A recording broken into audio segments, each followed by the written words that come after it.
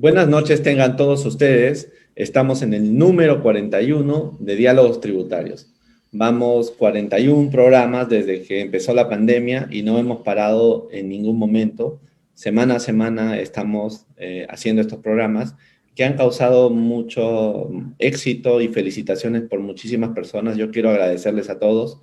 Semana a semana me escriben, me mandan información. Hemos creado un equipo, una relación, un grupo, un espacio, una familia de derecho tributario internacional en América Latina que compartimos los principios y los valores de querer entender qué está pasando en el mundo y cómo hacemos que estos instrumentos nuevos puedan permitir la tributación con justicia. Esto no sería posible si no fuera gracias a nuestras dos instituciones colaboradoras. En primer lugar, al Colegio de Contadores Públicos de la Libertad, cuyo decano, Rubén Saavedra, nos ha brindado el sostén tecnológico para que todas las semanas podamos llegar con ustedes a tiempo y con las reglas mínimas de calidad y desarrollando un programa excelente. Pero además que el programa se mantenga en las redes para que ustedes lo sigan viendo a lo largo de la semana o a lo largo del tiempo y sigan formándose, planteándose interrogantes y desarrollando investigaciones y volviendo práctica tributaria, que es lo que nosotros queremos en sus propias empresas, entidades estatales u organismos.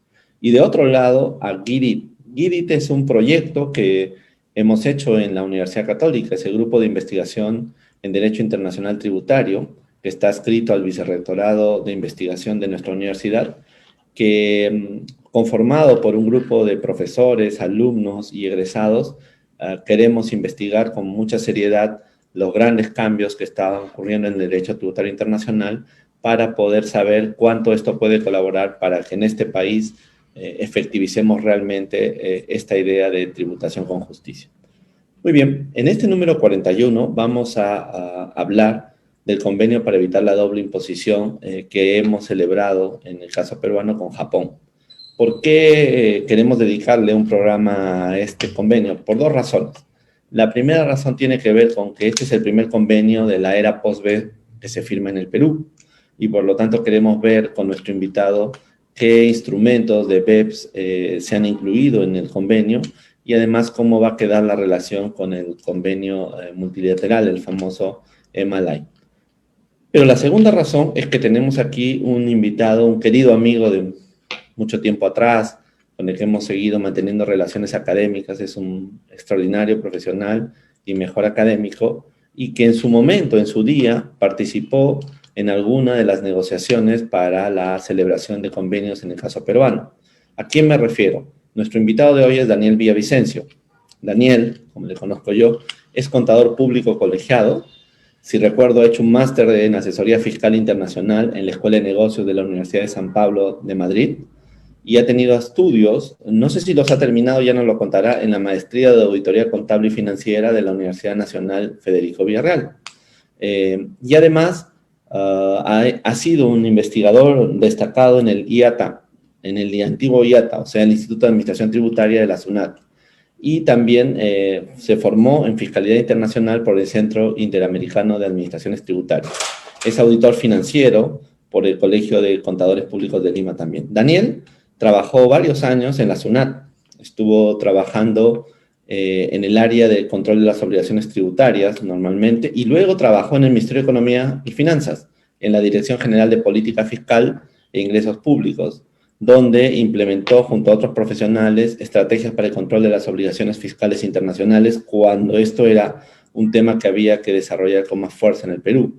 Y fue miembro del equipo negociador de algunos de los convenios para evitar la doble imposición que celebró el Perú en algún momento. Y ahora, actualmente, él es gerente adjunto de impuestos en el Banco de Crédito del Perú y además es profesor universitario, realiza exposiciones notables en varias universidades en el Perú y en el extranjero. Pero sobre todo, Daniel es otra buena persona. Es decir, es un profesional serio, un académico prestigioso y un gran amigo. Así que a mí me complace profundamente tenerte hoy día, Daniel, con nosotros. Bienvenido Gracias. al programa. Y bueno, ¿cuáles serían tus palabras iniciales? Bien, ante todo, muy buenas noches con todos. Agradecer sin duda a los organizadores que han tenido a bien convocarme para compartir esta sala, este conversatorio que vamos a sostener. Eh, Sin duda al Colegio de Contadores de la Libertad, a través de su máxima autoridad, nuestro amigo Rubén Saavedra, y a la Universidad Católica también, al grupo de investigación que bien señalas, Lucho, en buena hora de la Universidad Católica, y sin duda, Lucho, también gran amigo, gracias por poder compartir esta mesa de diálogo, este conversatorio, en temas apasionantes, ¿no? En temas que de pronto son tan atractivos que nos involucran, estamos sumergidos en tema de la tributación y sobre todo en la tributación internacional, más aún todavía en estos últimos años en donde claramente hay un auge, hay un avance y eso es muy importante en el tema de pronto del país que está en aras a seguir surgiendo y formar parte, pues, ¿no? Lo que conversábamos también, a formar parte ya como miembro activo de la OCDE. Y sin duda mi agradecimiento por la cordial invitación, Lucas.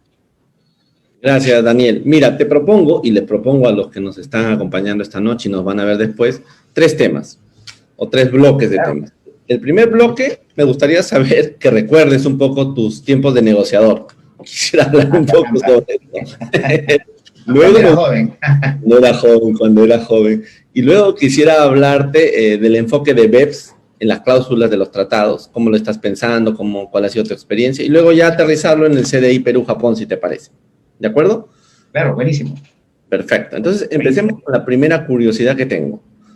Así, todavía muy general. ¿Cómo ha sido tu experiencia en la negociación de los CDIs? Entiendo que tú estuviste en el de Perú y Brasil. Sí, efectivamente. Y me preguntaba esto, ¿sabes por qué, Daniel? Porque quería preguntarte si tuvieron en aquel momento, alguna capacitación directa o indirecta de la OSD para preparar esta negociación de estos CDIs, en concreto este de Brasil, ¿o no? Claro, a ver, en el de Brasil, en el que tuve y agradezco la pregunta porque me permite retroceder ya varios años atrás y el cerebro empieza a trabajar en mis épocas de juventud. Y bueno, efectivamente, fue una experiencia muy, muy saludable.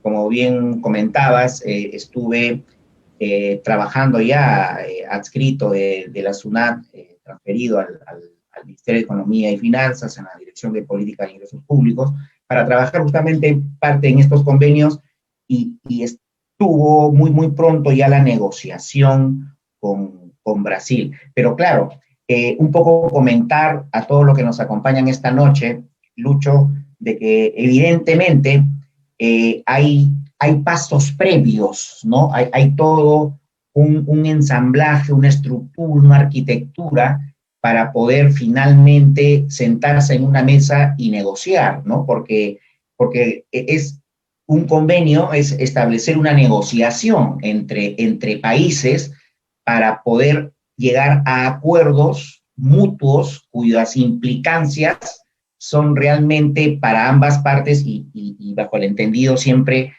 saludables, ¿no? Entonces, en esa línea, efectivamente,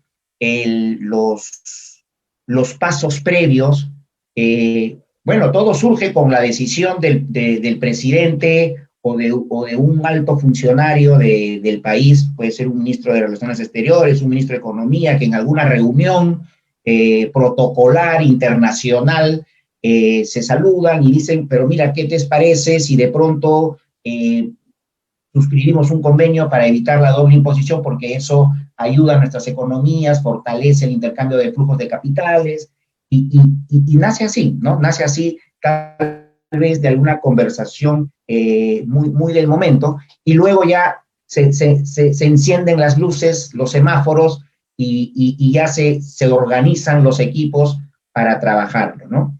Y a tu pregunta que bien hacías, Lucho, efectivamente, si es que hubo alguna suerte de capacitación previa en la experiencia en la que yo llevé de manera puntual, pues no es que haya habido como hoy en día. Por eso yo creo y felicito al Ministerio de Economía, a la Administración Tributaria, porque claro, yo te hablo de varios años atrás, pero hoy en día ya existe, hoy en día, parados febrero 2021, ya existe una experiencia de haber suscrito algunos convenios y hasta organizacionalmente una estructuración también ya más ad hoc, ¿no? En SUNAT hoy en día existe una gerencia de fiscalización internacional y de precio de transferencia fortalecida, con un equipo, digamos, con la experiencia adecuada. En el momento en el que de pronto teníamos la experiencia al interno de la administración y haber recibido no una capacitación de la OCDE, pero sí una capacitación, y esto fue muy importante, a nivel de un plan de fiscalidad internacional a cierto grupo de profesionales en la administración tributaria, en el que participaron también algunos funcionarios de economía, algunos funcionarios del Tribunal Fiscal, porque como bien sabemos, en este tema de los convenios es un equipo multidisciplinario. No solamente, ¿verdad, Lucho? Participan los funcionarios de la administración tributaria, también están los funcionarios de economía y finanzas, también están los funcionarios de proinversión, también están los funcionarios de pronto de relaciones exteriores, que cada uno con su expertise y su conocimiento suma para que en definitiva pueda darse ello. Pero con acto previo a mi experiencia, sí, efectivamente hubo una capacitación que organizó la administración tributaria, en donde convocó a profesionales académicos del país y también del exterior, y ayudó y fortaleció mucho, sin duda. Perfecto. O sea, tú reconoces que ha habido un cambio importante porque se ha institucionalizado la política de tributación internacional en el Perú en relación al tiempo en el que tú estuviste, ¿no es cierto? Sí, Eso sí. es fundamental. Y eso es una constante buena, porque siempre es algo positivo el ir optimizando y el mundo cambia. O sea, cuando estuvimos en la negociación con Brasil, claramente aún no había un plan BEPS, no había una convención multilateral como la que de pronto vamos a conversar en breve. El mundo cambia, el mundo va avanzando, va surgiendo, se van creando también nuevos espacios, y lo bueno de todo esto es que en su momento estuvimos en la vanguardia, y hoy, en un momento distinto, la administración y el MEF como encargado directo también continúan en la vanguardia, ¿no? Es una constante, ¿no? Es un caminar constante, exactamente. Uh-huh. Y me preocupaba o me llamaba la atención, a la curiosidad en realidad, para ser más preciso, una cuestión. Mira, en la OECD se ha dicho siempre que es necesario para luchar contra la ilusión y la evasión que el paquete BEPS se realice a escala mundial, ¿no es cierto? Que los países y jurisdicciones que no pertenecen al G20, pues que se comprometan en este proyecto. La OECD siempre cree que hay que participar en condiciones de igualdad. ¿Tú sientes desde aquel tiempo y tu mirada ahora desde el sector privado que realmente el Perú está teniendo una participación en condición de igualdad y está trayendo las instituciones BEPS de manera razonada al Perú? ¿O básicamente es un convidado a una gran cena donde él no decide nada, ni el menú, ni nada, va, se sienta, come y se va? No sé cómo lo ves, me parecía interesante. Gracias por la pregunta, Lucho. Efectivamente, a ver, desde mi lado, como yo lo visualizo, es que es importante, es importante que exista hoy en día, y básicamente, como bien señalas, el grupo de los 20 en que han adoptado este plan BEPS, creo que es saludable. Para toda la economía mundial es saludable. Y no solamente estoy pensando saludable en las administraciones tributarias, sino también saludable para las empresas multinacionales, es decir, ambos frentes, porque a veces uno tiene la opción de decir, sí, claro, es solamente por la administración, por el afán de recaudar, de hacer un control tributario eficiente, sino también, creo yo, por las empresas multinacionales, porque desean, lógicamente, tener un escenario de una práctica internacional saludable, uniforme, válida, buena. Pero claro, ahí viene un poquito la línea de distinción en que el G20, que son los países más altamente industrializados, Pero tienen un chip en donde de pronto ellos son más exportadores de capitales que con respecto a los países emergentes, tercer mundo, donde nos podríamos situar, en donde tenemos un chip más de importadores de capitales. Entonces, esta línea de que uno tiene una necesidad, pero siempre pensando en el tema de ser un exportador de capital versus el otro frente, nosotros, principalmente en que somos importadores, podrían generar una disociación, una suerte de no caminar en común, y como tú decías, que la receta del menú viene lista y como no me dan espacio para yo poder poner un poco mi sazón, ¿no? Pero creo que sí es un esfuerzo válido y que en la medida de lo posible, para la adopción, tener sí esa sazón que te comento, pues, ¿no? Porque yo creo que hay hoy en día la administración adoptando este plan B, y ha crecido sin duda, le ha puesto la sazón muy particular, pero recogido ya de un entorno, recogido ya de una experiencia de aquellos que de pronto lo idearon, lo pensaron, porque claro, veían una erosión a la base de imponer unos traslados de beneficios fabulosos, espectaculares, que lo dijeron, a ver, más fuerza es si nos unimos todos que ir con nosotros. Creo que es como un matrimonio, ¿no? Ambos se necesitan, creo. Ambos tienen que dar de sí para poder lograr el objetivo que se desee, ¿no? Somos importantes. Acá están las fuentes de los recursos naturales. Necesitamos todos, nosotros de ellos y creo ellos de nosotros, ¿no? Sí, entiendo el punto. Creo que hacia ahí va dirigida mi pregunta justamente, ¿no? El plan BEPS está diseñado a partir de problemas de economías mundiales, y lo que hay que hacer es atraer y hacer posible eso de acuerdo a nuestra realidad y a los objetivos que tiene la tributación en el país. Tengo una segunda curiosidad. Esta ya es más vinculada a mis cuestiones académicas. Mira. Sí, claro.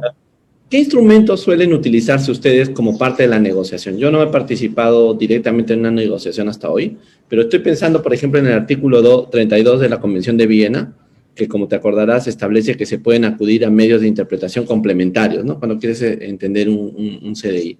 Entonces, la Convención dice los trabajos preparatorios del tratado, las circunstancias de su celebración, con la finalidad de conformar o confirmar el sentido resultante de la aplicación del artículo 31 del propio convenio, ¿no? Entonces, yo quería preguntar, ¿hay trabajos preparatorios de los CDIs por los que tú estuviste, o circunstancias de su celebración que quedan anotadas en algún lugar un poco para entenderlo, o no? Sí, a ver, y agradezco la pregunta porque normalmente cuando uno va ya a hacer el análisis frontal y directo, si es que hay un residente, en el ejemplo en que participé directamente de Brasil, que obtiene una renta en el Perú, que puede ser por rentas de trabajo dependiente o independiente, o una regalía, un interés. Entonces, si es que, y voy al artículo pertinente y saber qué dice el artículo 10, qué dice el artículo 11, si es una renta compartida o no lo es, y a cuánto debe ser el máximo de tributar en la fuente, me focalizo y voy directo al artículo, ¿no? Pero detrás de esa que puede ser ya lo tangible, lo que uno visualiza, hay trabajos previos. Y trabajos previos que sin duda son muy, muy interesantes. ¿Y por qué? Porque nuevamente vuelvo al punto, ¿no? Esto es una negociación. Entonces, tú tienes que analizar bien, por lo menos es uno de los principales objetivos, analizar bien tu contraparte, con quién ha negociado ya antes, con qué países, bajo qué términos y bajo qué condiciones, ¿no? Entonces, sé que voy a negociar con Brasil, pongo el ejemplo porque participé directamente. Entonces, Brasil, que se va a sentar con nosotros en esta mesa de acá a 3 meses, porque no es que se sienta mañana y me pongo a leer y analizar 24 horas antes, no. Yo sé que Brasil va a venir en 4 meses, entonces ya el equipo de trabajo formado se une ya en las salas de economía, y empieza a trabajar, empieza a elaborar. Y uno de los principales puntos es decir, conocer muy bien, ¿no? Hay que conocer muy bien con quien vas a negociar, qué otros convenios has suscrito, y no solamente con qué países, sino bajo qué términos y bajo qué condiciones. Y yo apuesto que la contraparte hace lo mismo con nosotros, ¿no? Es algo natural, es algo que aflora, que debe ser así. Entonces, y a su vez recibimos también instrucciones del área pertinente para saber en qué términos nos vamos a mover, ¿no? Porque se nombra a un presidente de la mesa de negociación. Ese presidente es el que lleva el liderazgo, pero en esa misma línea nos hace ver un informe técnico que el MEF prepara con anticipación para poder decirnos, a ver, nosotros tenemos este espacio para seguir, para movernos y para poder negociar. No podemos salir porque hay estándares, ¿no? Hay parámetros, hay protocolos, ¿no? que cumplir. Y en esa misma línea empezamos a trabajar, a analizar la información, y eso se resguarda. Claro, todo eso se resguarda, todo eso se documenta.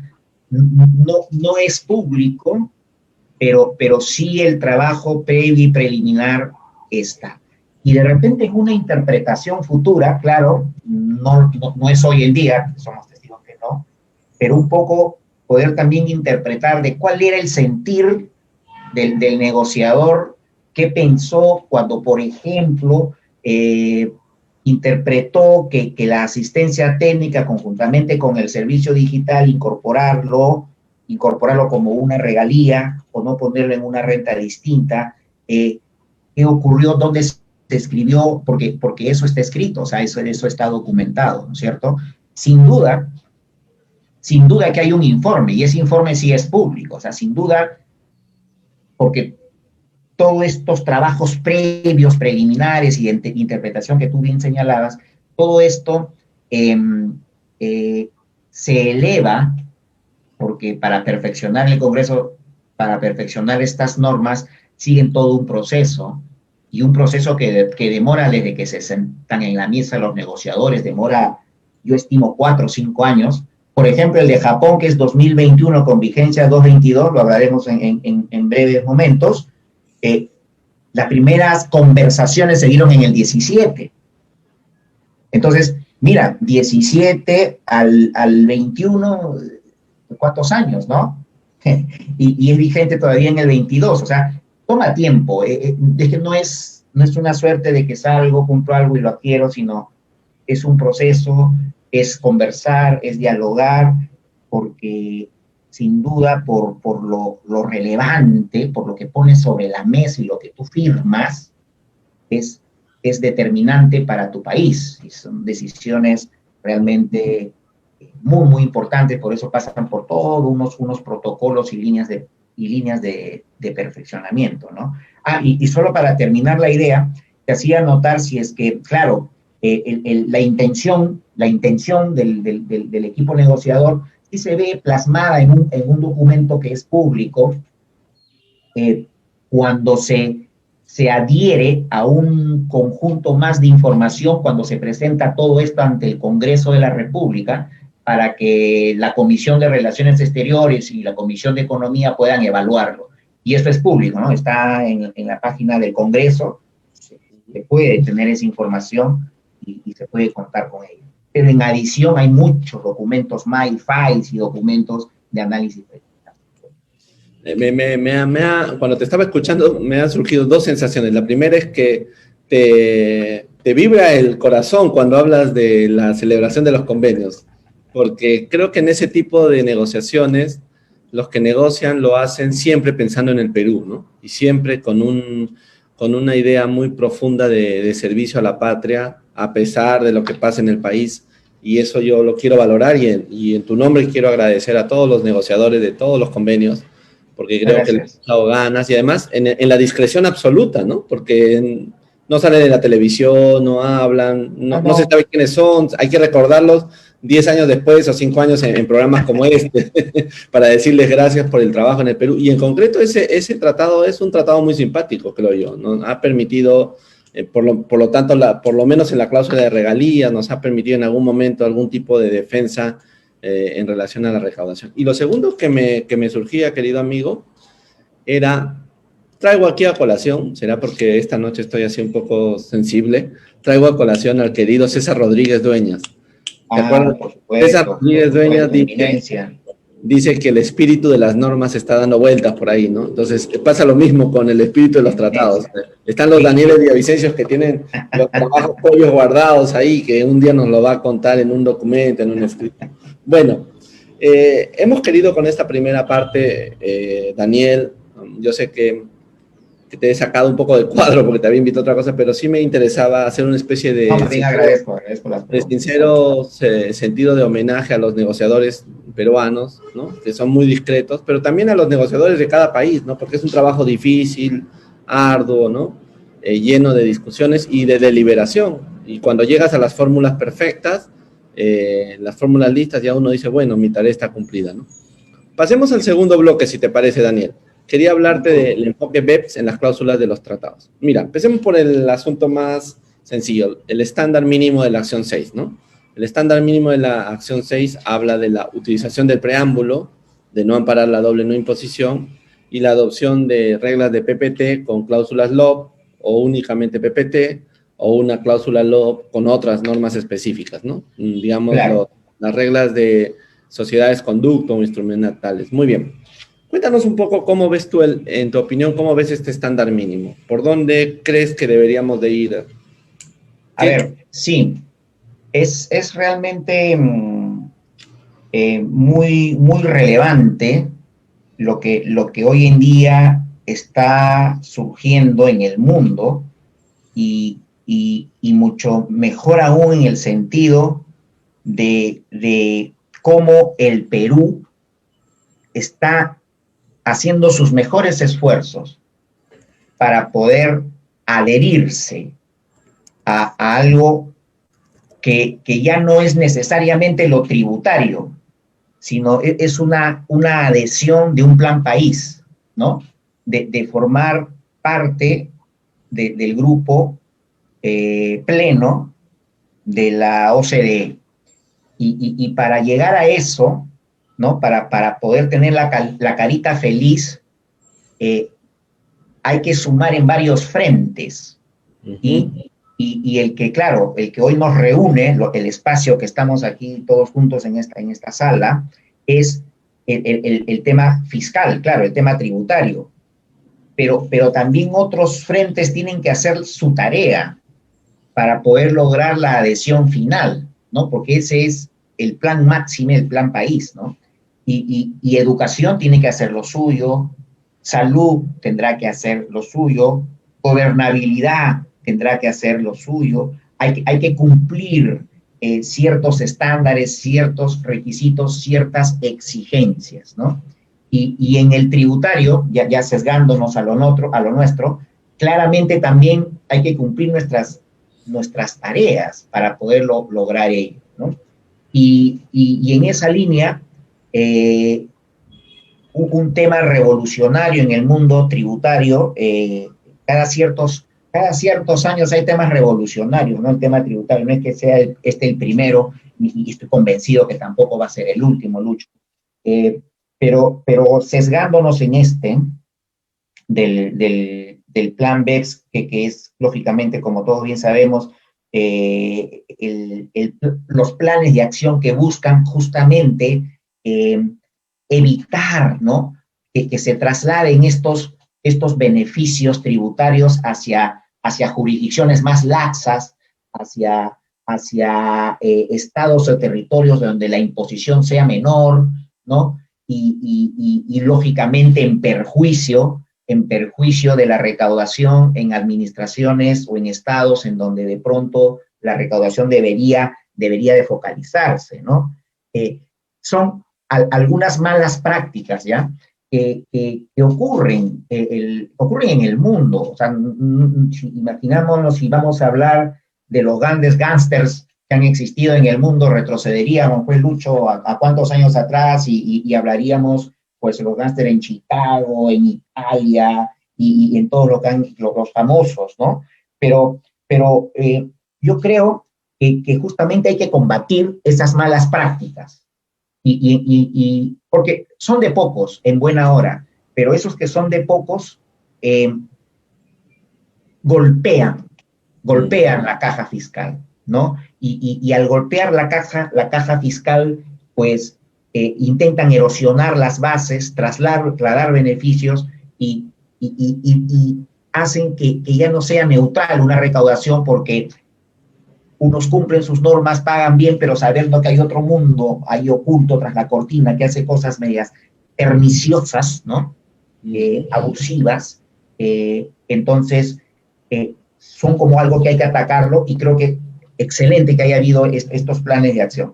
Y si nos sesgamos al tema de los convenios, y claro, ¿por qué los convenios, no? ¿Por qué los tratados internacionales? Porque un tratado internacional, haciendo mal uso del mismo, entonces es un perfecto elemento, es un perfecto ingrediente para poder lograr prácticas perniciosas, usos abusivos, ¿no? Entonces, pero aquellos que lo utilizan para mal, ¿no? Es lo que hay que precisar, ¿no? Porque bien usado tiene unas ventajas y unos objetivos clarísimos, ¿no? Evitar que exista la doble imposición, la elusión fiscal, que de pronto facilite el intercambio de información, el intercambio de movimiento de capitales, un aumento en la recaudación indirecta, pero claro, el que hace usos perniciosos se aprovecha, ve el espacio y ahí golpea, ¿no? Justamente a eso que ve en el espacio y ahí golpean, está este plan B para acotar. Y básicamente el plan B es la acción 6, ¿no? Que es la que un poco, como tú comentabas, el tema del PPT, el que intenta que no hayan estas malas prácticas y las cláusulas LOB, que son más gringas, más americanas, pero que también hay cláusulas europeas, o sea, hay de las tres, o sea, hay que ver con cuál de pronto la mayoría de estados se va a sentir más cómodo, con cuál de pronto es la que le cae mucho mejor para sus fines, pero solamente para hacer un comentario adicional en el tema del PPT, pues creería yo, o sea, a mi entender,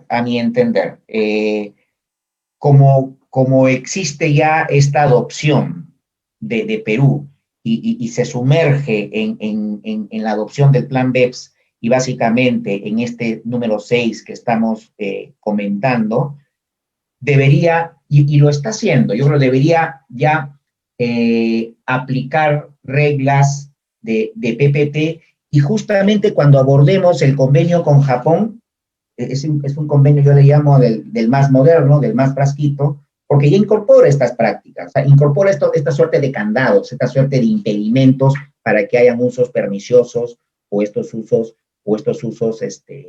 abusivos, ¿no? Y por ejemplo, el tema de evitar, ¿no? Evitar que haya un vehículo interpuesto con el único fin de lograr algún beneficio del convenio, cuando la sustancia realmente no está en esa entidad porque es un vehículo interpuesto, pero la sustancia no está ahí, entonces claramente eso hay que combatirlo. Entonces, si se demuestra que hay un uso abusivo por parte de aquel grupo que intentó hacer ello, pues tener un candado válido. Pero mira que no es sencillo. No lo veo algo como que sí, nos juntamos, firmamos y suscribimos los acuerdos. O sea, tienen que sentarse ambas partes, volver a renegociar, a conversar y ver los alcances de la misma. No es que, yo sé, Perú está suscrito a la convención que ha adoptado las buenas prácticas del plan BEPS, pero no es que al haberme ya formado parte de esta convención, ya quiere decir que ya adopté todo y todo está bien con aquellos convenios que vienen siendo vigentes, como el Canadá, Brasil, Chile que tenemos, y ya se implementó. No, hay un proceso, o sea, hay una tarea por hacer. Y creo que de pronto es algo que se le debe dar la inmediatez necesaria para poder alcanzarlo, ¿no? Buenísimo. Creo que tienes razón. Me parece muy interesante tu postura alrededor de esto. Además, formando parte de una empresa peruana, ¿no? Del nivel y la envergadura que tiene en la que tú trabajas, ¿no?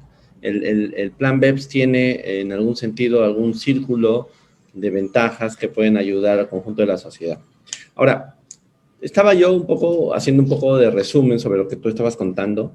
¿No? Tenemos el preámbulo, introduce una idea general que no sé cómo la evaluarías tú cuando dice que el convenio también se aplica para no practicar una doble no imposición, ¿no?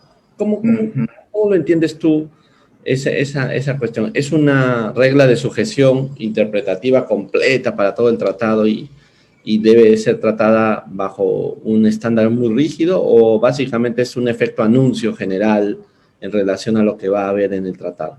¿Cómo lo ves tú en esa parte? Mi lectura, Lucho, aunque podría claramente no ser compartida por todos, pero este es lo rico en la tributación, y más todavía en la tributación internacional. No tenemos por qué necesariamente todos estar alineados o estar de acuerdo, ¿no? Lo importante es fomentar el diálogo, sentar tu posición y claramente sientas tu posición con los argumentos que tienes en la espalda para poder sustentar lo tuyo, ¿no? Pero si no, pues no hubieran pues reclamos, no habrían apelaciones, no diríamos, y tú como abogado mucho mejor que yo todavía, no iríamos a las cortes finalmente para poder dilucidar en algo que creo de haber tenido derecho y que de repente no se cumplió y se han logrado cosas importantes en esa línea, ¿no? Entonces, creo que el punto no es que estemos de acuerdo, sino que el punto es que finalmente cada una persona que dé su posición lo pueda sustentar y lo pueda argumentar adecuadamente. Y ante tu interesante pregunta, Lucho, efectivamente, ¿no? Y mira desde el título, ¿no? O sea, el título, ahora que ya prácticamente estamos entrando en Japón, el título le pone una variante, aunque uno que es un lector y lo lee muy rápido dice, convenios para evitar la doble imposición y prevenir la evasión fiscal. Sí, pues, pero es que ahora es convenios para evitar la doble imposición, evitar la elusión, ¿no? Mira, una palabrita bien interesante, ¿no? Y que parece así, uno la lee y la pone en Arial 8, algo que no se lee en los anuncios, pero realmente es un gran cambio, total cambio, importantísimo cambio, que lo veremos seguro en los minutos siguientes, pero me permite dar un espacio a vuestro comentario, ¿no? Porque claro, dice la doble no imposición. Entonces, si hay doble imposición, no aplico pues el convenio y lo grabo, ya sea en país de residencia o fuente, porque la tendencia es que no debe haber una doble imposición. Yo creo que así no debe ser leído. Sí, y mira, yo creo que debe ser leído en un contexto en donde sí, por alguna situación puntual, aprovechando de manera abusiva el convenio, logro que exista una doble no imposición, es decir, ni en el país de la residencia, ni en el país de la fuente, pero porque busqué el espacio y aprovechando el convenio lo he logrado, creo que si hay un elemento pernicioso y abusivo, entonces por ahí no debe ir. Ahí sí debo de ser duro y frontal en decir, oye, no, pues eso no busca el convenio, así que hay que grabarte en algún lugar, ya sea en fuente o en residencia. Pero si la consecuencia natural es que el convenio establezca una tributación solo en residencia o solo en fuente y en suma, en combinación con las normas locales, se lograse, porque ya es norma interna, se lograse que hay una exención muy particular o una inafectación o un tratamiento preferencial, porque la norma interna así lo contempla y en su conjunto, porque lógicamente el convenio es la mano derecha, pero no es que me voy solo con la mano derecha, también tengo que leer la mano izquierda, en su conjunto las dos manos tienen que darse el abrazo para que fluya, para que finalmente se vea el impacto tributario. Y si en estas dos manos, al darme el saludo, combino convenio y combino norma local, en donde en conclusión existiese una doble no imposición, creo que está perfectamente aplicado el convenio y no es que yo haya hecho un uso abusivo, sino que así las prácticas y las economías de un Estado lo han establecido. Y mira, pongo un ejemplo, y ocurre, y esto pasa, o sea, no es tampoco ninguna novedad, pero ocurre. Por ejemplo, si yo hago una venta de un papel colombiano, o sea, yo estoy aplicando el convenio de la decisión 578, ¿no? Me salgo un ratito, pero es que el ejemplo me ayuda a la posición que estoy adoptando. Si una persona domiciliada en el Perú vende acciones de una empresa colombiana, aplico el convenio de la decisión 578 entre Perú, Colombia, Ecuador y Bolivia. Y lo que dice es que solamente tributa en la fuente, es decir, el país de la residencia no tributa. Entonces, Daniel Villavicencio vendiendo una acción de un papel colombiano, Daniel Villavicencio en el Perú no va a tributar. ¿Por qué? Porque por el convenio está exento. Ah, muy bien, pero tributa en Colombia. Claro, tributa en Colombia porque el convenio dice que debe tributar solo en Colombia. Ah, muy bien, pero me voy a Colombia, y Colombia, ¿qué dice la norma doméstica? Ah, si el papel que tú vendes es un papel de una empresa colombiana que negocia en la bolsa colombiana, que tiene presencia bursátil en Colombia, y no estás vendiendo más del 5% de la posición de ese papel, en Colombia no tributa. Ah, entonces Daniel Villavicencio está haciendo un uso abusivo de la norma. Está evitando una doble no imposición, porque no está tributando en Perú, porque el convenio de la decisión 578 así lo señala, y tampoco tributa en Colombia, pero no porque el convenio lo diga, sino que no tributa en Colombia porque la norma doméstica colombiana establece una exención a las ganancias de capital. Entonces, ¿está perfecto aplicado el convenio? Perfecto. Yo creo que en esa línea hay que leerlo. Está bien, estoy de acuerdo. O sea, el convenio no debería ser un instrumento para grabar más allá de lo que debería grabarse si no hubiera convenio, ¿no es cierto? Si no sería un disparate ya, o sea, crear un convenio y transferir tributación más allá del poder estatal, efectivamente. Y si yo te pregunto así, ¿cláusula PPT o cláusula LOB? ¿Cuál te gusta más? Ya, mira, el punto de las cláusulas LOB, como tú bien señalas, más pensadas en una realidad, porque lo utilizan mucho las empresas americanas, ¿no? Porque por lo propio de su realidad.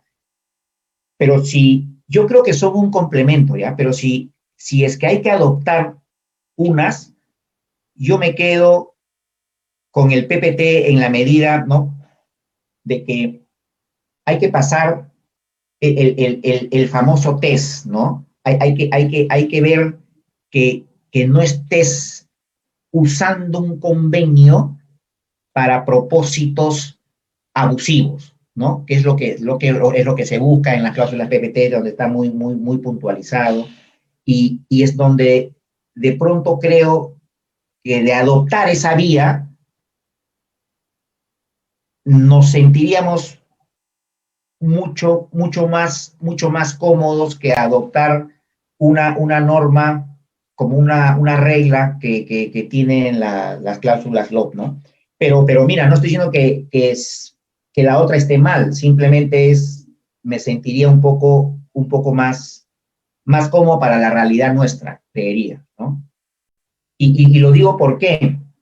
Porque, a colación al tema de Japón, con el convenio, Porque nosotros somos un país importador de capital. Entonces, y me adelanto un poquito, ¿no?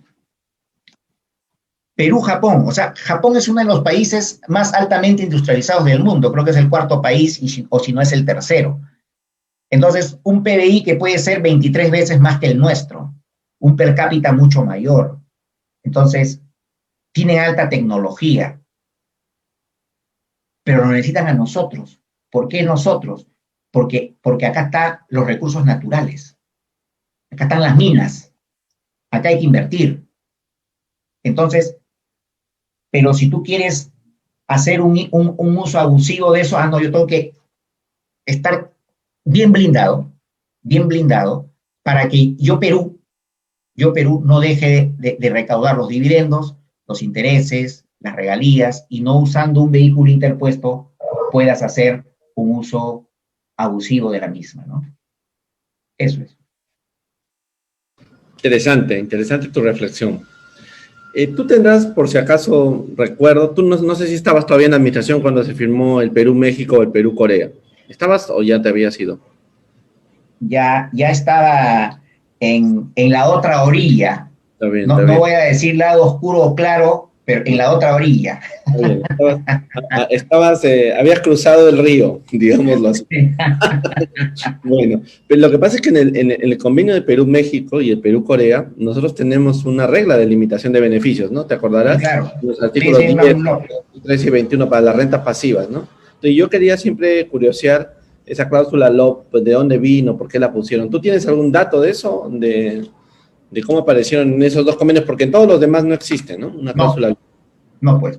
Claro, para los coreanos yo, y los mexicanos. yo creería de que como es una suerte, un momento distinto y un país también distinto, habría que ver qué es lo que motivó en la negociación en su momento, en el grado de, ¿no? ¿Por qué limitar los beneficios, como dices tú, ¿no? Porque una cláusula LOP, ¿no? Pero de manera directa, que yo lo sepa, no, imagino que en su momento hubo alguna instrucción para poder aplicarla y aplicarla solo en esas, como tú bien dices, y no en las demás, ¿no? Exactamente. Eso es lo que me parece interesante de dejar anotado, ¿no? Vamos ahora sí al tercer punto, Daniel, porque hemos visto juntos un poco el repaso de una visión de una persona que ya está en la otra orilla, pero que sin embargo recupera los fundamentos de lo que vio en la primera orilla. Hazme un balance general todavía sobre el convenio Perú-Japón. ¿Qué te parece? ¿Cómo lo ves? Mira, esa es una pregunta bien interesante y que de pronto invita, ¿no? Invita a tener un alcance bien holístico, bien amplio de todo lo que contiene realmente su conjunto, el convenio, ¿no? Porque si me sesgo, ¿no? Cosa que no voy a hacer, por eso hacía la reflexión. Si me sesgo a un artículo, digo, estuvo mal a los intereses peruanos. Pero si me sesgo al otro, oye, estuvo bien a los intereses peruanos. Pero no se debe ver artículo por artículo desde mi óptica. Se debe ver en su conjunto y qué es lo que esto podría traer a futuro, ¿no? Es como, no sé si el ejemplo es bueno o malo, pero por lo menos en algo ayudará, creería. Es como ahora, ¿no? O sea, en casa todos tenemos que sumar, o sea, alguien prepara el alimento, dada la situación terrible que estamos viviendo en el mundo, pero todos tienen que sumar. Si hoy yo cocino, alguien tiene que lavar las vajillas, alguien tiene que lavar las ollas, alguien tiene que limpiar la casa. O sea, todo se hace para lograr una comunión. No puedo yo negociar y querer que el otro lave, que el otro planche, que el otro cocine y yo tranquilo me quedo sentadito viendo Netflix. O sea, no, para negociar es, a ver, hasta dónde yo te extiendo una mano pero ¿qué puedo yo lograr al extenderte la mano? ¿Qué puedo yo lograr si me das alguna otra parte que sea de mi interés? Y se ve a lo largo del convenio que eso ha existido, ¿eh?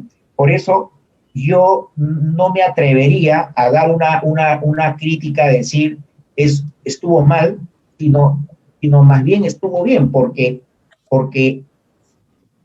igual que en un partido de fútbol, ¿no? No estamos jugando la liga de profesionales y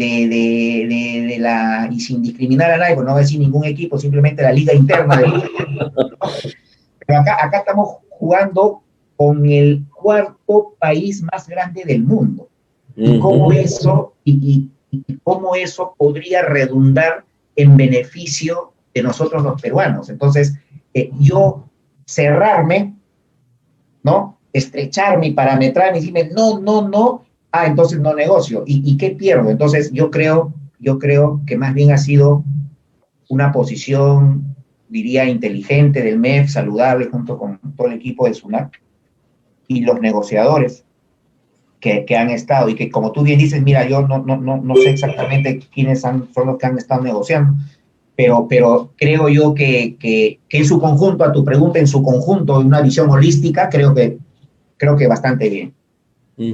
Mira que tú haces alusión a algo efectivamente fundamental, ¿no? Este debe ser el convenio entre los que tenemos con el país con más PBI distanciado de nosotros, ¿no? Sin duda es el convenio, digamos, entre comillas, con el país más importante que hemos firmado hasta ahora, efectivamente, ¿no? Sí, medido en PBI, sin duda. ¿Sí? Tienes razón. Ahora, ¿qué instituciones interesantes incorpora el CDI? Pensemos, ¿por dónde quieres empezar? ¿Por las medidas antielusivas? Básicamente podríamos afirmar de que es un CDI que además de las reglas generales tiene algunas cubiertas antielusivas, o por dónde irías tú? ¿Cuál sería? Me parece perfecto, vamos por donde lo estás planteando. Sí, entonces empecemos. ¿Qué te parece la manera como el convenio primero hace una introducción, sin duda, en el preámbulo, va en línea con el modelo de la OSD del 2017 y los trabajos conocidos de la OSD, ¿no? Cuando dice la República, el Perú y Japón, con la intención de celebrar un convenio y sin crear oportunidades de no imposición o imposición reducida mediante la evasión y la elusión fiscal, ¿no? Y ese es lo primero. ¿Consideras que este preámbulo debe entenderse en qué sentido? Ya ahora concreto la idea de la pregunta anterior, ¿no? Un poco para... Claro, como abogado, como asesor de una empresa que va a invertir en el Japón o que va a recibir una inversión, ¿cómo entenderías esto? ¿Qué pautas le pones? El mensaje es claro y desde el vamos, ¿no? Lo cual creo que es muy saludable y marca, como tú bien señalaste, Lucho, marca desde la entrada, desde que sales a la cancha, marca la entrada en decir, oye, mira, esto no es igual que antes. No es igual que antes. Aquí estamos adoptando, no en todo, pero sí estamos, por lo menos en las prácticas antielusivas, estamos adoptando ya un modelo OCDE 2017, ¿no?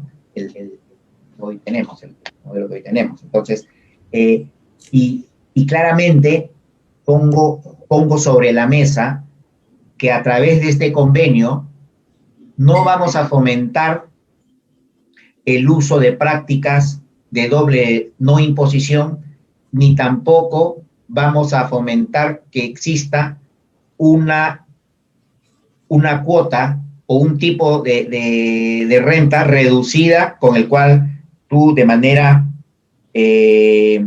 abusiva te puedas beneficiar, ¿no? Entonces, adopta ya plan BEPS, plan 6, lo adopta, lo incorpora y en buena hora que se logre. Y retomando y desde el título, ¿no? Porque este título, por lo menos de los convenios que Perú tiene suscrito, es un título diferente. Diferente en 5 letras, ¿no? Del conjunto de las demás que deben ser iguales. Pero esas 5 letras, elusión, son 6, ¿no? Ilusión. Con esas, sí, esas de pronto te marca ya una gran distinción, una gran distinción. Y se lo ve y se ve en gran parte del convenio, ¿no? Si nos vamos directo, por ejemplo, al 29, en donde de pronto ya analiza, oye, no vamos a permitir una suerte de un treaty shopping, de una compra de convenios, no vas a poner una entidad que de pronto se use únicamente con el vehículo de poder tener el beneficio del convenio, un establecimiento permanente de repente en un país que de pronto puede gozar de alguna exención, de alguna exoneración, pero que cuando fluyan los beneficios hacia su matriz, puedas tú lograr el ahorro tributario de manera perniciosa, tampoco lo vamos a permitir. Entonces, creo yo que es un convenio ad hoc a la medida de lo que hoy demanda el mundo, con las prácticas BEPS, que creo que es importante y que de aquí para adelante debemos de seguir sumando. Ahora, tampoco estoy diciendo, por ahí en algún momento dije, pero entonces este convenio ya se logró y es lo máximo y es brillante, que se cerraron todos los candados, o sea, la práctica de una planificación abusiva, agresiva, perniciosa, internacional, se le metió tijera. No, porque de pronto es casi un imposible, ¿no? O sea, se ha intentado cerrar algunas brechas, se ha intentado cerrar algunas puertas, pero evidentemente, siempre se seguirá generando algún espacio, seguiremos trabajando en el combate de estos usos perniciosos y de seguro seguiremos incorporando algunas buenas prácticas para evitar ello, ¿no? Buenísimo. Y te pregunto lo siguiente. La segunda característica que yo encuentro es que se recoge en el ámbito subjetivo a las entidades y o vehículos transparentes, ¿no es cierto? Así ¿Cómo es, ves? muy interesante. ¿Qué te parece ese elemento? Mira, me parece bastante bien, ¿no? Porque, a ver, claro, la norma dice que si yo utilizo un vehículo, pues va a ser un vehículo transparente y voy a tener que llegar hasta el partícipe, ¿no? Y si el partícipe es el que está generando la renta,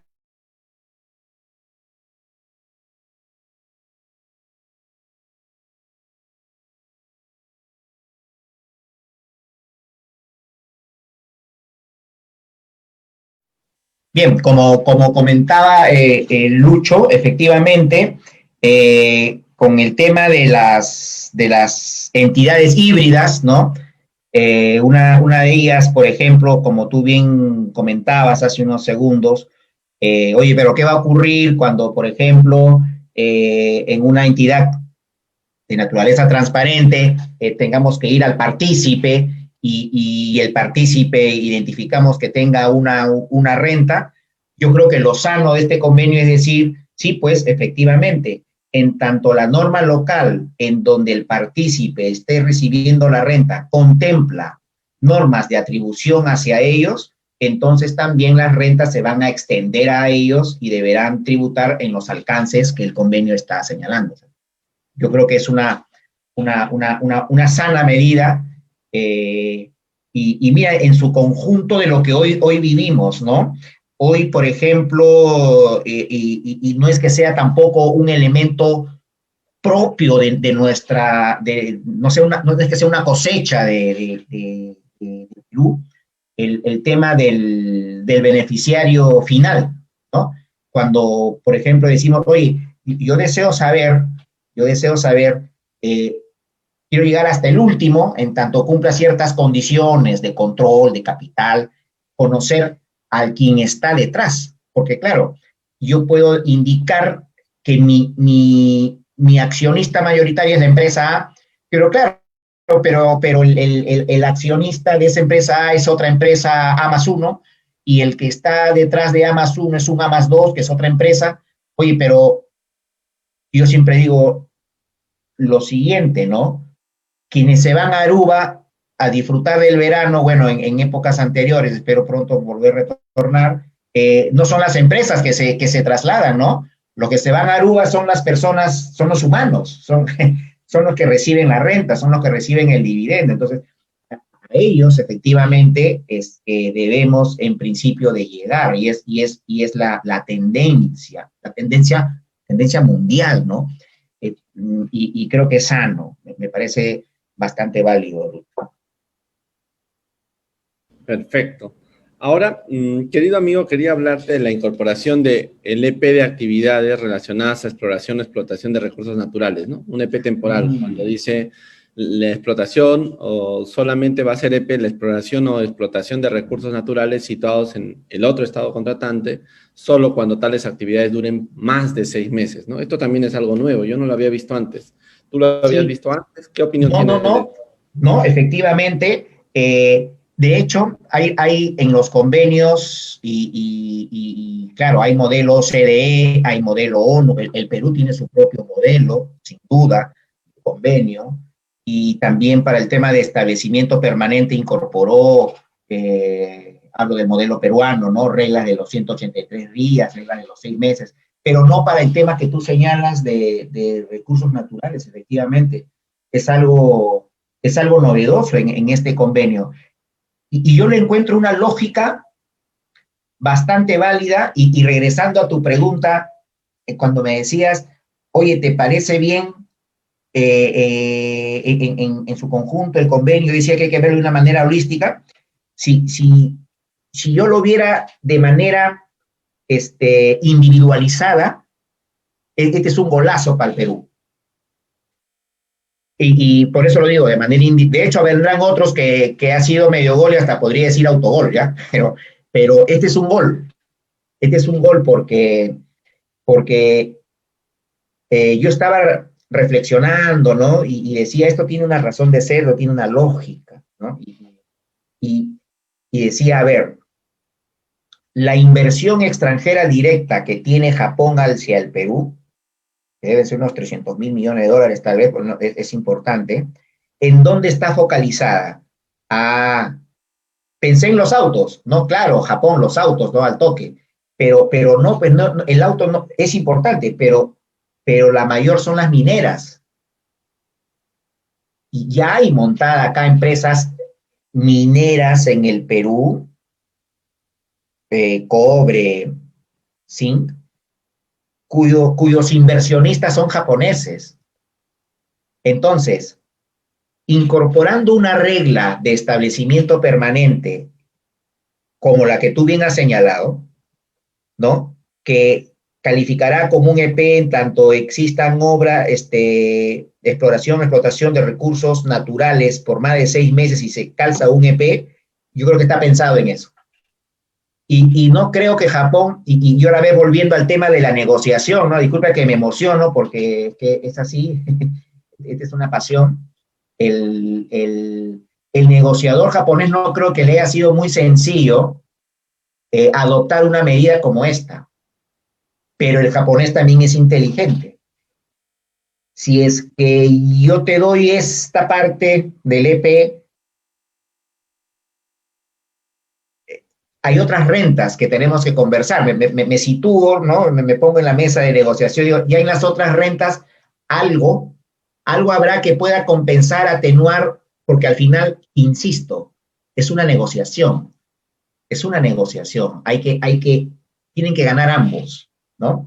Y en esta parte, como tú bien dices, efectivamente es novedoso. Creo que es algo importante para el Perú, y que claramente va a redundar en una recaudación mayor. Y ahora a tu pregunta, Lucho, y hablé de la recaudación, ¿no? El efecto inmediato, o sea, si hoy desayuno con el convenio, vigente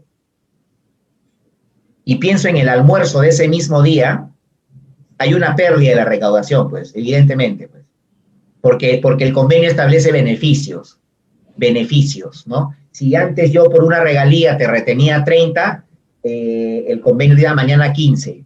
Ah, interesante. Y es que antes estaba grabada una ganancia de capital, mañana probablemente no en todo. Uy, entonces es una pérdida de recaudación. Sí, porque estoy pensando en el almuerzo del mismo día en que estuvo vigente en el desayuno.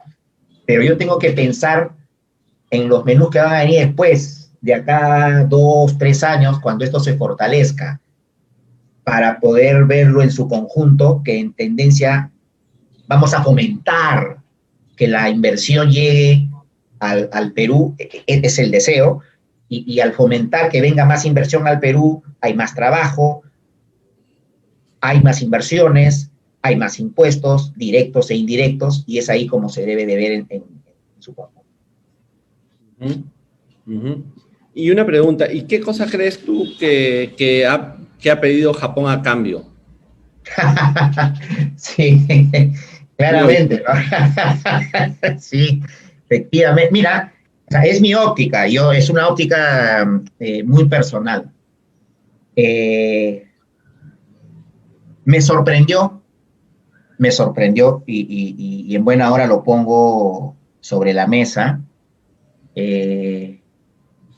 ¿Tendrá una justificación? Yo creo que sí. Eh, pero a tu pregunta así directa, yo siempre digo pregunta directa, respuesta directa. Entonces, el tema de los intereses, para serte honesto, a mí no me gusta mucho. Y lo digo en aras al tema de Perú, pensado en los zapatos del Estado peruano, ¿no? No me gusta mucho. ¿Por qué? Porque si bien es cierto la renta es compartida, se ha dicho de que cuando, primero, sin convenio, después con convenio, ¿no? Sin convenio, si es que una empresa peruana o cualquier entidad peruana recibe un capital de fuera, ¿no?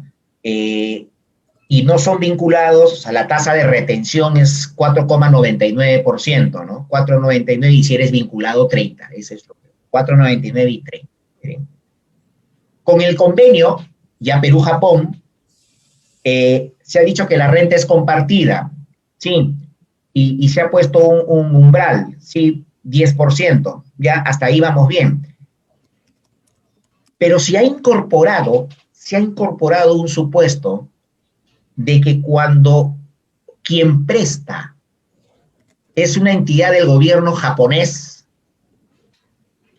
entonces la retención va a ser 0. Entonces,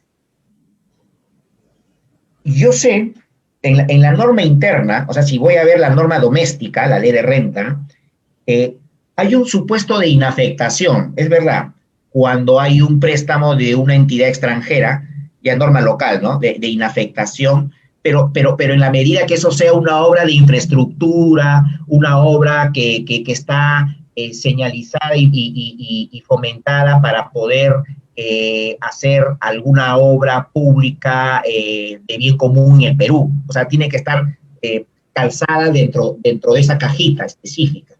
Aquí no, es abierto. Entonces, ¿qué podría pasar?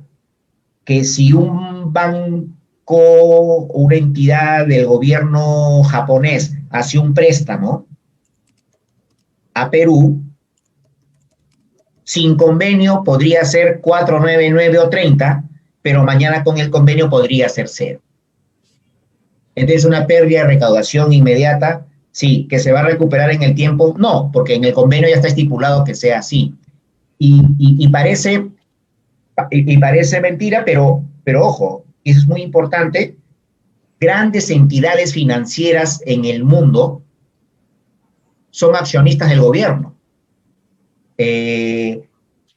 No sorprendería que un gran banco japonés, los accionistas sean el mismo estado japonés. En China lo tengo clarísimo, el banco más grande del mundo es un banco chino y los accionistas son el gobierno chino. Entonces, esa parte me deja un sinsabor para ser transparente. Muy interesante, la verdad, porque claro, tú lo estás viendo en términos de la relación que podría tener el gobierno japonés con sus bancos, ¿no es cierto? Ese es el quid de tu reflexión. Interesante. Sí. Ya. ¿Y qué te parece la regla de atribución del artículo 7, ¿no? Porque ahí dice, en el artículo 3 del protocolo, dice, establece que la imposición sobre los mismos, o sea, sobre los beneficios, deberá aplicarse en función del principio de renta neta. No obstante, dice, la deducibilidad de los gastos deberá ser determinada de acuerdo con las reglas locales de cada estado contratante. Y entonces, ¿cómo vamos a hacer si en el Perú no tenemos esto? A menos que se quiera decir que el establecimiento permanente, pero ya determinado por el CDI, al convertirse en sujeto, según las normas de la ley del impuesto a la renta, va a gravar sobre renta neta utilizando el principio de causalidad, etcétera, todos esos elementos de la ley, ¿no? A eso se está queriendo referir en nuestro caso, me imagino. ¿Así es como lo lees tú también? Mira, es un buen punto de reflexión, ¿no? Claro, cómo los establecimientos permanentes, en atención al convenio, van a determinar sus rentas. Y renta neta, se lo ha dicho así de claro, como tú bien señalas. Ya, pues, pero es una renta neta cuyos determinaciones para llegar a una base imponible tengo que utilizar las reglas y las normas domésticas establecidas en el Perú, o tendría que tener alguna otra regla especial para poder llegar a la renta neta que el convenio me está señalando, ¿no? Nuevamente, desde mi interpretación transparente, a veces un poquito amplia y no necesariamente muy estrecha, ¿no? Pero yo creería que en el caso de Perú, o sea, si ya se tipifica un establecimiento permanente y que tenga que determinarse sobre una renta neta, tendría que determinar esa renta neta, ingresos menos gastos, renta neta, en función a las normas domésticas que están estipuladas en nuestro reglamento interno. Con las mismas exenciones, exoneraciones, tipos de renta que de repente podrían darse. Inclusive, ahondando, ¿no? Según nuestras normas domésticas, y leí mucho sobre una posición sumamente interesante y crítica que tú tienes, Lucho, claro, en el Perú un establecimiento permanente también es una empresa domiciliada en el Perú, ¿no? Entonces, fue domiciliada, pero a ver, domiciliada en el Perú, un establecimiento permanente, ¿cómo eso va dentro de los términos que hoy manejamos y conversamos? Pero sí, pero es una empresa constituida en el Perú, que en principio las constituidas en el Perú tributan por renta mundial. No, pues, pero este establecimiento permanente va a tributar solamente por renta de fuente peruana, lo cual lo hace particular, si lo queremos ver así, ¿no? Entonces, tendría que ser una renta neta sobre renta de fuente peruana. Y si tuviese rentas extranjeras, ese establecimiento permanente, por lo menos en Perú, no debería tributar, ¿entendería? Claro, efectivamente, ¿no? Salvo que se tratare de los casos de los artículos 2 y 3 del artículo 14b de la ley, ¿no? Que dice que son establecimiento permanente las obras, las prestaciones de servicio, y luego dice, salvo, da unos plazos, ¿no? 183 días. Sí, claro. Y luego dice, salvo que se haya establecido un plazo menor en los convenios para evitar la doble imposición, en cuyo caso ese será el plazo aplicable, ¿no? Entonces, en algunos casos, estos establecimientos permanentes, cuando tienen plazos menores, vamos a tener que ir a... Ese me parecería que sería el caso de este establecimiento de exploración de recursos, me imagino, ¿no? Aunque no calza bien la idea, ¿no? Porque se está refiriendo a servicios y a obras, y aquí estamos hablando de explotación. O sea, el problema se mantiene en algún sentido con este convenio japonés, ¿no? No lo sé, no sé si compartes No, totalmente. Y, inclusive me sumo a tu opinión y también, por ejemplo, se ha puesto un acápite ahí interesante, que es una regla, digamos, una regla como una antifragmentación, ¿no? ¿No? Decir, oye, pero claro, tú no quieres cubrir el espacio de los 6 meses, pero montas una por 2 meses, otra por mes y medio, y al final te pasas de los 6, por dar mi ejemplo. Ah, no, eso también está regulado y te voy a ponerlo como si fuera un todo. O sea, es una regla interesante también esta regla de antifragmentación que se ha colocado ahí en la línea que tú comentas, ¿no? Exactamente. Muy interesante esta relación, pero como tú bien dices, pareciera que el legislador peruano, cuando establece esta extensión del establecimiento permanente, no acaba de cerrar todo el asunto, ¿no? Y lo que parecíamos que ya no era un problema vuelve a aparecer ahora con este CDI, ¿no? Y tú has escrito mucho sobre eso, Lucho, o sea, te he seguido. Sí, es verdad. ¿Y qué te parece la referencia expresa a la asociación en participación, al Silent Partnership? ¿Cómo lo ves? Porque eso también ayuda un poco a algunos casos de sociedades conductos, ¿no? ¿Cómo lo has Así visto? es. Sí, mira cómo en la línea de lo que comentaba, ¿no? Estas entidades que, que se interponen, ¿no? Que se interponen con un uso particular. Es una novedad también el convenio Perú-Japón. Yo no lo recuerdo, se me puede haber pasado, pero no recuerdo que haya una cláusula de esa naturaleza en otros convenios. No, yo tampoco lo recuerdo. No tengo así, ahorita si me dijeras, no, es algo también novedoso, ¿no? El convenio, como te digo, trae algunos temas bastantes novedosos y el que tú señalas, por ejemplo, uno de ellos, ¿no? En ganancia de capital, mira, ahora que conversamos y me decías hace un instante que no te gusta, ¿no? La novia no puede ser perfecta, pues, ¿no? Ni el novio tampoco, ¿ah? Porque eso se lo decimos nosotros a nuestras novias, pero ellas también dirán lo mismo. A veces el novio tiene más problemas. Bueno, pero en su conjunto, ¿no? En su conjunto. Claro, hacía reflexión. Mira, las ganancias de capital también traen un tema que no me deja muy cómodo. Es también compartida, es verdad, ¿no? Es verdad, es compartida, sí, pero señala que gravamen en la fuente habrá en la medida de que la participación que se tenga sea superior al 20%. Entonces si no tengo una participación superior a ese umbral, entonces la tributación a la ganancia de capital va a ser cero. Entonces, a ver, acá en Perú, normas locales, porque siempre hay que comparar, ¿no? Porque a veces no hay que ser tan alarmista, ¿no? Porque, oye, pero si ya en Perú hay elementos que la tributación en la ganancia de capital es cero, sí es verdad, ¿no? Si cotiza en bolsa, si tiene presencia bursátil, ¿no? Y en un periodo no mayor a 12 meses no has vendido más del 10%, entonces podrías tener un tratamiento preferencial que podría ser cero.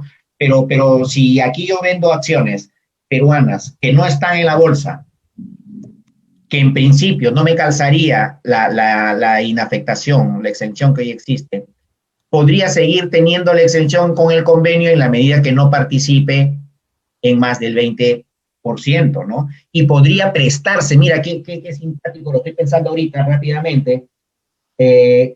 Imagínate que yo tenga pues un porcentaje superior al 20%, pero en un tema de planificación fiscal agresiva, no deseado, sin duda, yo podría salirme de un porcentaje, ¿no? Porque si lo vendo todo en one, me podría de pronto no calzar pero si me suelto un poquito para poder tener el alcance, o compro, dependiendo en qué situación esté, podría ser beneficiado con la norma, ¿no? Es algo que tampoco me deja tan a gusto, ¿sabes? Porque en los otros convenios sí, efectivamente, era siempre compartida, pero había una imposición. Acá si superas un porcentaje, no vas a, ¿no? Podría llegar a ser cero, ¿no? Es la primera vez que recogemos, paso a otro tema, en nuestra red de tratados una cláusula antielusiva general bajo el sentido de la regla PPT, ¿no? No había antes en el Perú, la va a haber con el EMALAI, pero me parece interesante esta idea. Ya hemos conversado un poco sobre eso, así que te preguntaría se establece también una cláusula sobre asistencia administrativa mutua, ¿no? ¿Qué te parece esa idea de la cláusula sobre asistencia mutua? ¿Te gusta? ¿No te gusta? ¿La manera como está redactada? Claro, a ver, sin duda, esta asistencia mutua en materia de convenios es sumamente importante, ¿no? Y ayuda mucho al fin máximo, ¿no? Al fin máximo que estamos tratando según las prácticas BEPS, evitar pues estos usos abusivos de trasladar beneficios, de, de movernos hacia territorios o países con una tributación más laxa, ¿no? Entonces, la asistencia mutua creo que es importante. Y tal cual está así puesta sobre la mesa, sí, lo que veo como tema de reflexión es cómo operativizarlo, cómo ponerlo en la práctica, ¿no? No lo veo tan sencillo, no lo veo tan fácil. Es como, por ejemplo, cuando se implementa una norma legal en el país, una ley, y dices, pues, ¿no? Se va a gravar con el impuesto a la renta determinados servicios, determinadas rentas. Entonces, la idea puede ser muy sana, ¿no? Puede ser muy buena, pero ¿cómo lo operativizas? ¿Cómo ejerces tus controles? ¿Quiénes te van a informar? ¿Cómo lo pones en práctica? ¿Cómo debes interactuar? O sea, todo elemento tiene que estar acompañado sin duda de un soporte necesario, o sea, una arquitectura para que se ponga en práctica.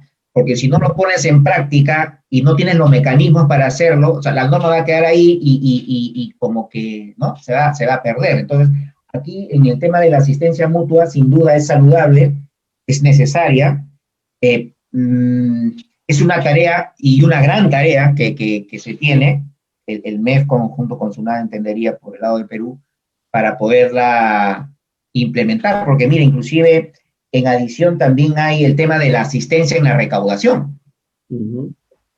Entonces, claro, nos ponemos a pensar, ¿no? Nos ponemos a pensar, a ver, yo en los zapatos de la SUNAT, en atención al convenio Perú-Japón, ¿qué información la administración tributaria japonesa me tendría que brindar a mí en intercambio de información para luego ir el tema de recaudación, para que sea de mi interés, a mi SUNAT, para poder recaudar el impuesto que corresponda?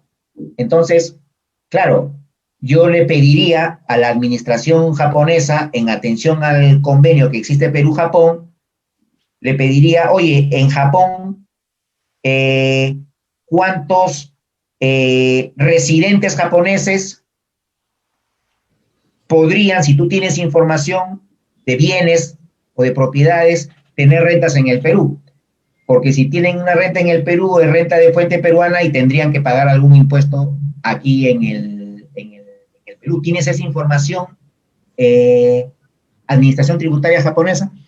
Claro, si lo tuviese, sí me sería de mucho interés, por dar un ejemplo. Porque claro, o sea, nuevamente, existe la asistencia mutua, el intercambio de información, asistencia en la recaudación, pero tenemos que idear mecanismos para que esto fluya y qué información de interés es la que yo voy a solicitar para cumplir mis fines, ¿no? Porque si lo dejo ahí, se va a quedar dormido, ¿no? Ujú, ujú. Mira, yo te había dicho cuando empezamos este programa que sin darnos cuenta nos íbamos a pasar un enorme tiempo. Tú sabes que ya son 1 hora y media y yo no lo he sentido, pero en todo caso me gustaría preguntarte, ya Sí. casi como cerrando, ¿qué otros temas de relevancia encuentras tú en el convenio que ameriten una reflexión en este espacio? Sí, mira, lo que, como parte final, mira, tienes toda la razón, ¿no? Cómo los minutos pasan y... Es increíble, es increíble. Estaba tan entretenido que son 1 hora y media, digo, ¿en qué momento? ¿Cómo ocurrió? ¿Cómo ocurrió? Bueno, yo, mira, lo que destaco, ¿no? Mira, que creo que también es de especial interés, ¿no? Cuando hablamos, por ejemplo, de que se ha adoptado mucho el modelo OCDE 2017, efectivamente, se ha adoptado ese modelo, pero como el modelo OCDE y como parte de reflexión final, ¿no? Retomando a lo que conversamos al inicio, ¿no? El modelo OCDE, ¿por quién está hecho? Está desarrollado como un modelo para negociar por los altamente países industrializados, los más grandes del mundo. Japón lo es. Entonces él trae bajo el brazo su modelo OCDE, sin duda. Muy bien. Perú, Perú no es pues exportador de capitales, Perú es importador. Entonces puede traer bajo la mano su modelo peruano, sin duda, y el modelo ONU, si lo quiere ver, grabar todo en fuente. Porque si ponemos en una mesa y claramente no habría negociación, viene los amigos de japonés y dice todo en residencia, nada en fuente. Claro, lo que va a pasar es que nos vamos a dar la mano y no vamos a terminar ni el primer sorbo de la taza de café que nos sirven en la mesa, porque no vamos a continuar hablando. Lo mismo pasaría si el grupo negociador peruano le dice vamos a negociar, pero todo en la fuente y nada en residencia, pasaría el mismo efecto. Entonces, sé que se ha adoptado mucho el modelo CDE, pero ha habido un esfuerzo en el equipo peruano en que en algunas prácticas en donde, por ejemplo, regalías, el modelo te dice, oye, todo en residencia, aquí lo que se ha contemplado es, no, vamos a ir a rentas compartidas. Entonces, creo yo, si bien es cierto, es un modelo OCDE 2017, con la suma de lo que contiene el modelo peruano para los intereses del país, ¿no? Y nuevamente, es una negociación. En algunas gano, en otras te cedo un poquito. ¿Cuándo se va a ver, cuándo se va a ver los números de acá a unos años? Que esperemos sea así. Y solo como ejemplo, pongo en la mesa Chile-Canadá. Cuando se negoció con Chile, claramente la inversión directa de chilenos en Perú era mucho menor. 10 años después, 15 años después, se multiplicó por 5, por 6, por 7. Con Canadá ocurrió lo mismo. Es donde tengo estadísticas, donde tengo números. Y números que han sido brindados por buenas fuentes. Esperemos, es a lo que apostamos, es hacia donde vamos. Que de aquí a unos años, de repente nos volvemos a juntar, ya me teñiré un poquito las canas tal vez, aunque no se notan, ¿no? Pero bueno. No se notan, no se notan. y estaremos conversando, es decir, oye, sí, pues, la inversión directa hoy de Japón hacia el Perú, con datos 2019, son 238 mil millones de dólares, ahora son 1.200, mira. Ah, qué bueno, entonces eso que fortaleció. Y también la inversa, aunque es más difícil, ¿no? O sea, estamos siempre pensando japoneses que inviertan en el Perú. Yo sé que es mucho más difícil que peruanos inviertan en Japón en la magnitud que deseásemos, pero los convenios son recíprocos. Los beneficios son para ambos. Es para un japonés invirtiendo en el Perú y es para un peruano invirtiendo en Japón. Es recíproco. Sé que las mayores probabilidades de inversión vienen de Japón hacia Perú, pero no es que esté impedido claramente que Perú también invierta en Japón. Buenísimo, buenísimo. Oye, me ha encantado tu experiencia y visión que ha venido desde el tiempo en que has sido negociador de tratados. La verdad es que me he sentido muy, muy feliz por eso. Y luego, escuchándote Muchas hablar, gracias. me he dado cuenta de que hay hilo para rato, ¿no? En el convenio para investigar, para dar vueltas, Sí, totalmente. hay que Sí, desarrollarlo y tu opinión es siempre muy lúcida y nos permite abrir investigaciones interesantes, ¿no? Me ha sacado de cuadro en algunos temas del convenio que yo los estaba mirando de otra manera, así que me vas a obligar a investigar ahí lo las preguntas. discutimos. Creo que se abre un debate bien interesante sobre este convenio y sus instituciones. Yo quisiera pedirte más bien que a título de despedida hicieras una reflexión a los abogados que trabajamos en materia de tributación internacional. ¿Qué esperaríamos en este tiempo sobre esta materia y a propósito de este convenio que ha llegado recién para quedarse? Porque entra en vigencia en 2022, ¿no? Primero Así enero. es, el 2022 en sus temas ya de retenciones y gastos, ¿no? Y en el intercambio de información ya en vigor, ¿no? Desde el 29 de enero de este año, ¿no? Pero en la sustancia de las retenciones, como tú bien dices, 1 de enero del 2022. Ah, y como yo siempre señalo, ¿no? En el mundo de la tributación internacional en la que de pronto estamos sumergidos, es un compromiso de todos. Es un compromiso del regulador, estamos hablando de la administración, de economía y finanzas, del ejecutivo, si lo queremos ver así, pero no es único. Es un compromiso importantísimo de las empresas, de las empresas multinacionales, un compromiso de las universidades, de los académicos, que es sumamente importante, y es un compromiso también de los consultores y de los asesores. Es decir, es una suma.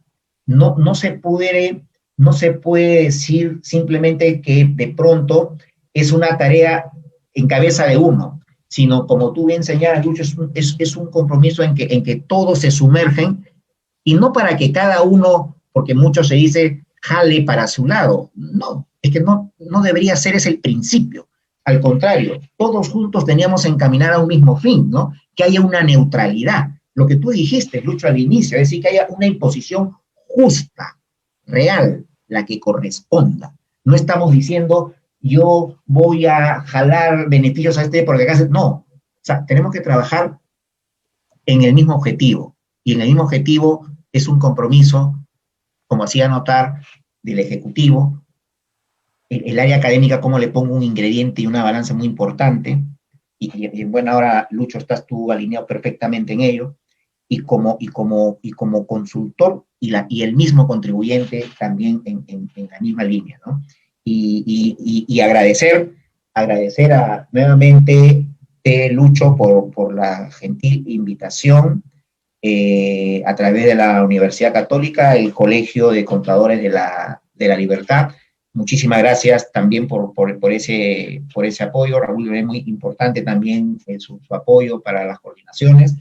Y los mensajes finales, tener fe de que vamos a salir pronto de esta gran pandemia que nos está agobiando al mundo, no bajar la guardia, a seguir cuidándonos, a seguir respetando lo que de pronto el gobierno ha señalado como cuidados básicos de salud y creo que de pronto con fe y con suma, pues saldremos pronto adelante de todo ello.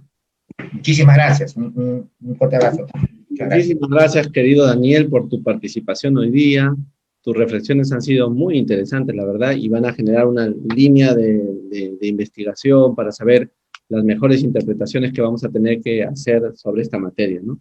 La verdad es que yo esperaré que los miembros del equipo de Girit hagan un trabajo sobre el convenio entre Perú y Japón para que nos planteen sus incertidumbres, sus dudas, sus interpretaciones. Por mi parte, quiero decir dos cosas antes de irnos, queridos amigos que nos miran semana a semana.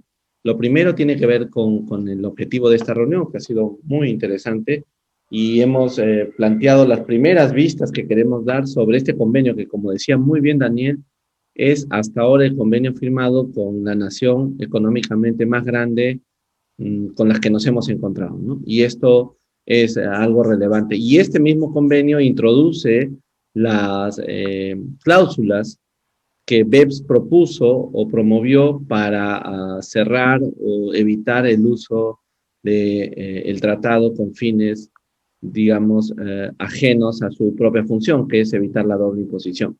Y por último, este tratado también tiene, como ha querido plantearnos muy bien Daniel, este tratado tiene otra situación, que es el uso de las mejores maneras después de una negociación para encontrar la manera como solucionar la doble imposición en ciertas materias, ¿no? Entonces, Daniel le ha gustado algunas, no le ha gustado otras, ha hecho una ponderación que yo le aprecio muchísimo.